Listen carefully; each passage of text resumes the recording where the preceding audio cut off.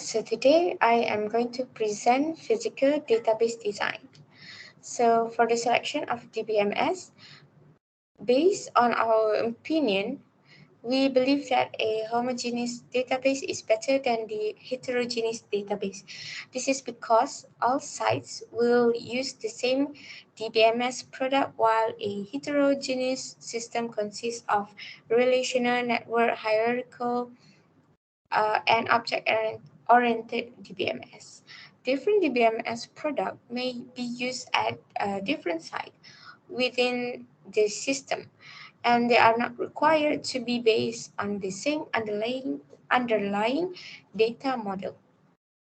The homogeneous databases are significantly simpler to manage and develop. This strategy enables incremental development, makes it simple to add a new site to the DBMS, and enhance performance by taking advantage of numerous sites' parallel processing capabilities. When each site has implemented its own database and integration is decided afterwards, the heterogeneous system usually occurs. And translation are necessary in the heterogeneous system to enable communication between the several DBMS. So for the next one is database object, the database table and the related constraint. So to create the database table using the SQL data definition language DDL is we need to create it based on the data dictionary. So the create table statement is used to create a new table into the database. Example for the staff table, which we have create table staff, and then we need to enter the attributes alongside with the types. So so in this case, a create table staff and staff ID varchar 5 for the staff ID, and then staff name varchar 50, and then staff password varchar 15, and also the last one is staff contact, which is char 12. So for the database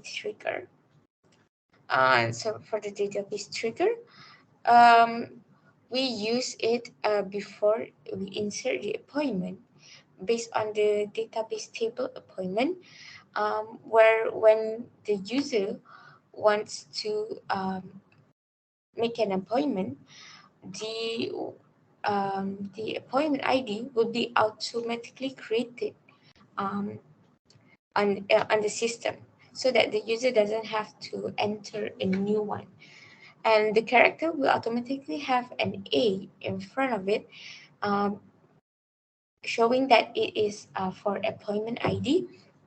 And then the digits will start by 001, means that the first appointment, and then continues along with A002 and other more. So there is also the staff ID, the staff ID. So the database trigger is going to be before insert the staff, which is from the database table staff, and then the staff ID will be automatically created with the starting letter of S, and then continue with 001 and 002 and forwards. So the next one is going to be for the customer. Since the customer ID also have the same ID, I mean they needed the ID, so we put a C in the front, and then continue the digits by 001 and 002 and afterwards. So for the transaction, it's also the same. We put it during the transaction ID when it wants to enter to the system, and then put the ID as T001 for restarting, and then the next one is going to be T002, and afterwards it will be just the same. So the service is also going to be exactly the same as the previous ones, but instead of having T or A, it's going to be S for service.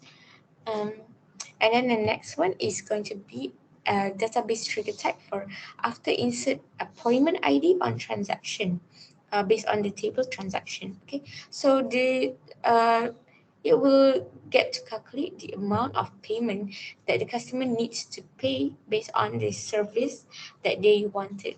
Some of the service fee will be updated into the amount in the transaction table. So for the last one is stored procedures samples, which is stored procedure type is based on select, and from the table appointment, which it select the procedure on table appointment, and then the procedure will display the details of the new appointment that have been made within the 30 days from the entered date. So that's all from me. Thank you very much.